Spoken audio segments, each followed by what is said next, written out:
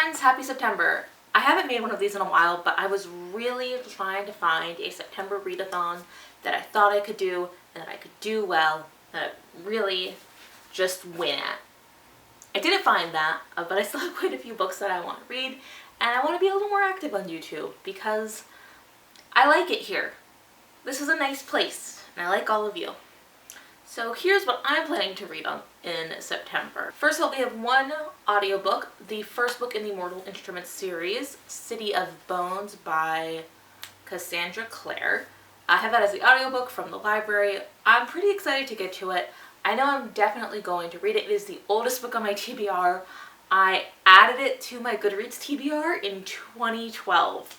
So it's just been kind of sitting there for 10 years with me never actually having checked it out from the library. So we'll see if I like it. But I do have a physical TBR that I'd love to get to this month.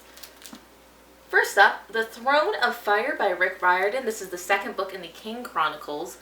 This series explores Egyptian mythology, and it is so fun. It's super intense.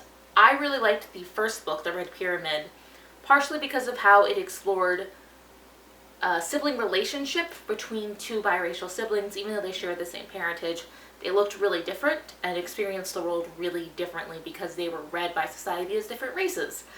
And that's happened to me and my siblings before, even though we were raised very much in similar ways, with similar access to technology depending on when we were born, and with similar values, we're just treated differently. And it's not okay, and it's not right, but it is what happens. And I thought the exploration of that in a middle grade novel was really cool to see. I also have Iron Widow by Ziran J. Zhao. I think that's the right name. Yeah, Ziran J. Zhao. This book sounds so cool. I'm told it's like a really interesting sci-fi that's kind of angry and feminist and unapologetically Asian, and also that it's something to do with mechs. It's not normally the kind of stuff I read, but I've just heard so many good reviews about this book.